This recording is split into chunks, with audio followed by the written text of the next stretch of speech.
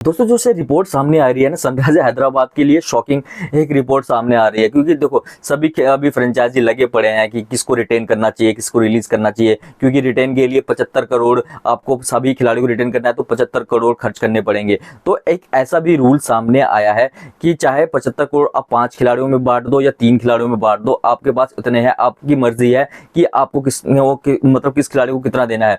तो इसी वजह से ना एक सनराइजर्स हैदराबाद की एक बड़ी खबर आई है कि क्लासन के लिए सनराइजर्स हैदराबाद 23 करोड़ तक जाएगी, जो कि आईपीएल इतिहास में सबसे ज्यादा रकम होगी। क्योंकि ऐसा होता है ना, कोई खिलाड़ी ये फिक्स नहीं है कि आपको 18 करोड़ है। अगर कोई खिलाड़ी मना कर दे कि मैं 14 या 18 करोड़ में नहीं होऊंगा, तो वो अपनी वो मांग रख सकता है, तो उसके हिसाब से पैसे बढ़ा सकते हैं। लेकिन ये है कि 18, 14, 16 ये तो मिनिमम अमाउंट है ही।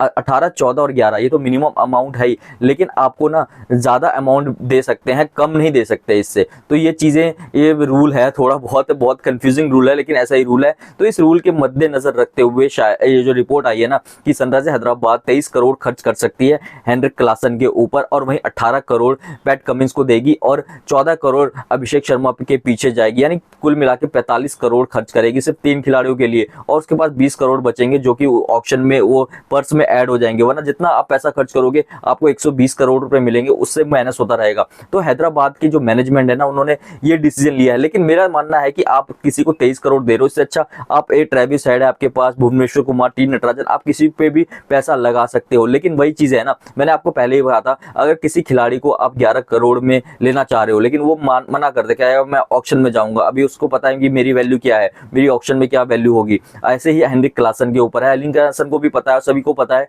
कि उनका T20 में क्या रुतबा है और क्या ही फॉर्म में है वो। तो इसीलिए अगर वो ऑक्शन में भी जाएंगे तो उनको 20-22 करोड़ तो मिल सकते हैं। अगर किसी फ्रेंचाइजी कम भी मिल सकते हैं, ये एक तरह का जुआ है, कभी कभी कम भी मिल जाते हैं अगर आप जाते हो, और कभी कभी इतने ज्यादा मिल जाते हैं तो कि आपको उससे उम्मीद नहीं होती है। तो वही चीजें चलती रहती है आईपीएल के ऑक्शन में। लेकिन उससे पहले अगर बात हो जाएगी टीम मैनेजमेंट की, जैसे कि सनराइजर्स हैदराबाद की बात हो गई होगी क्लासन से, और क्लासन ने 18 करोड़ में लेने से मना कर दिया होगा रिटेन होने से। तो इसीलिए वजह से सनराइजर्स हैदराबाद की तरफ से जो रिपोर्ट आ रही है कि उनके लिए क्लासन के लिए 23 करोड़ तक खर्च कर सकती है, और कप्तान पैट कमिंस को 18 करोड़ मिलेंगे। तो वहीं अभिषेक शर्मा जो कि अनकैप्ड खिलाड़ी थे, अब कैप्ड खिलाड़ी हो गए हैं, तो इसलिए 4 करोड़ से उनका अब नहीं हो पाएगा, इसलिए 14 करोड़ उनको देने ही पड़ेंगे।